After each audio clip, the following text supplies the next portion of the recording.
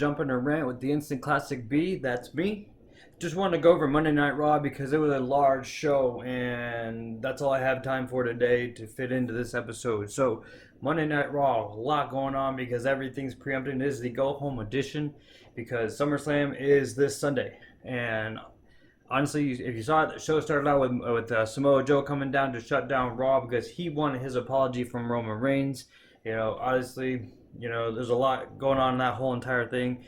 We saw later in the episode when Joe tried to confront Roman Reigns out in the parking lot, and the car came and hit Roman Reigns as he jumped back into his SUV. So, a lot going on. I'm really, really hoping that it sets up for a last-minute setup match for SummerSlam, where Roman Reigns and Joe versus Rowan and Daniel Bryan. So I'm kind of hoping that it will be the light at the end of the tunnel for this one, because honestly, they should really set that match up for SummerSlam, because that would be the highlight of SummerSlam. Even if they put it in the beginning, middle, end, don't even care. As long as we get to see that match. And after Seth got beat down, that was crazy. He's coming out with hurt already as it is. He has a chair, like he's had any chance of using it. Gets his ass beat. Still guarantees us he's gonna win at SummerSlam. And honestly, there's a lot behind that, and I'm really kind of hoping that we get to see a heel Seth Rollins after SummerSlam, because he's probably going to lose. And there's no way, if they have him actually win the title, it wouldn't make any sense, because Brock Lesnar cashes in and loses it in a month. Who knows? But, I've seen crazier things in WWE, but I doubt they're going to go that way. And if Seth loses, I'm going to guess he's going to place the blame on somebody. If he places that blame on Becky, just for, realism in the storylines, then it's just going to be great, because he'll get a lot of heat from it. Becky will get cheered. She'll keep on progressing, and he'll gain that heat. And he'll probably go get the title afterwards, but, he'll be that heel. And honestly, that's the Seth Rollins that we kind of really need. He's on this pedestal, and, he definitely needs that title. And he's a great champion. He is awesome at his game, but those two together don't need to be together. She needs to grow on her own. He needs to grow on his own, and because that's what's going to bring him to the top.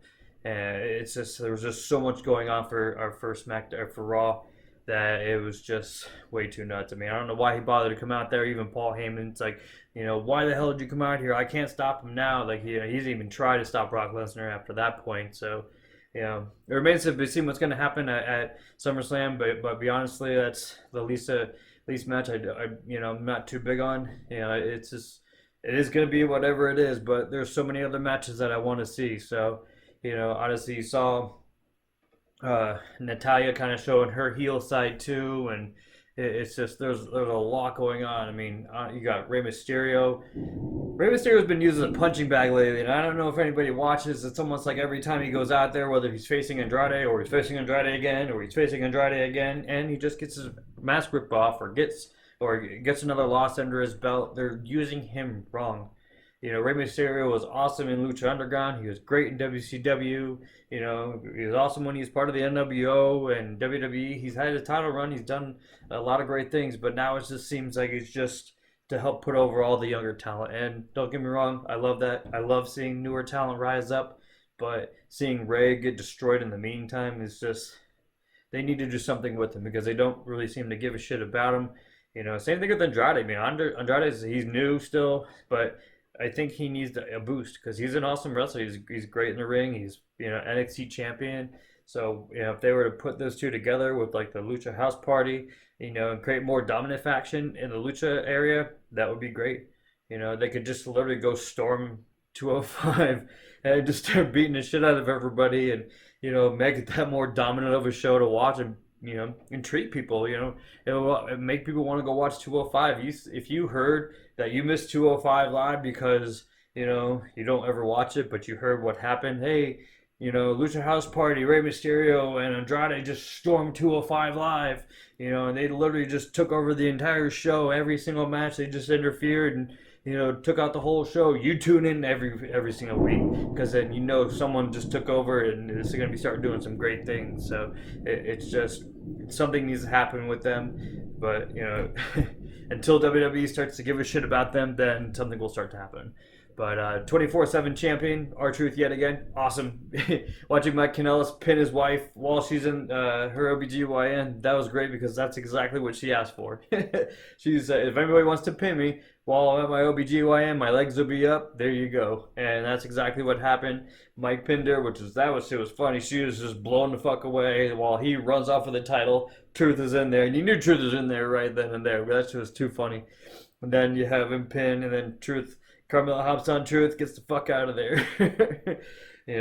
That's the funnest title in the world. I swear, I've never been more entertained by a championship ever, and they've done a great job with it. I hope they keep it up, keep Drake in there, add up some more people. I mean, there's a lot of comedy you can actually bring to WWE. I mean, look at Santino. That his whole entire career was pretty much comedy, but he was awesome and he was loved by everybody. And comedy, it is awesome in WWE, man. People love to laugh. If you can go to a wrestling show, watch some great matches, watch some comedy, you go home happy as can be.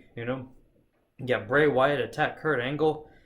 That was really weird because honestly, I thought Kurt Angle was gonna jump out and help, Cedric Alexander because he's just getting decimated by Drew. But then, Fiend's music hits and poof, there goes Kurt Angle with the mandible claw down on the floor. And it's going to be very interesting to see Bray Wyatt versus Finn Balor. You kind of wish it was the Demon, but, we could be surprised. We don't know. It's WWE and surprises are imminent. So, if the Demon shows up, who knows what's going to happen. Either way, those two guys are great. Those two would make a great tag team, but unfortunately, I know they're going to go in the singles and keep it in the singles. So, but those two guys are awesome. No matter what they do, they're going to put on a great show. However, was not a great show. Was watching the Kabuki Warriors lose to Alexa Bliss and Nikki Cross because, I mean, the match was great. I love the Fatal 4-Way. It was an awesome match, and I was just happy to see the Iconics not win that match. And I thought they were hyping the Kabuki Warriors. It was down to the 2, and you're like, come on. And I was too because I'm a huge Kairi Sane fan and Asuka. And those two together, they know how to kick some ass. But Alexa Bliss is good at her shit, and she does already have that thing to, bring those titles up a little bit further with, Nikki Cross, and they're also trying to bring up Nikki Cross too. So, but unfortunately, that talent is in the Kabuki Warriors, and they're just not given their right due. And if they're not going to do anything with them, just split them back up.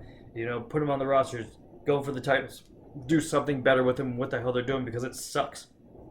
Watching Kairi Sane and Asuka lose, those two are not losers. Those two are huge winners. They deserve a lot more. They deserve a lot better, and that's what really needs to end up happening.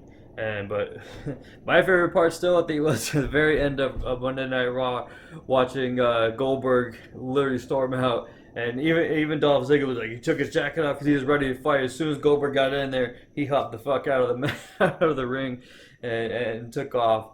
But you knew that was going to happen if you've been around, if you've been paying attention. You knew Goldberg was going to end up, coming out as soon as he said, "I'm going to face you on Raw," and he's like, "I thought we were facing at SummerSlam." He's like, "No, you're going to be facing this guy." And he thought it was Shawn Michaels. He was like, "Yes," and then you hear Goldberg's music hits. He's like, "Fuck!"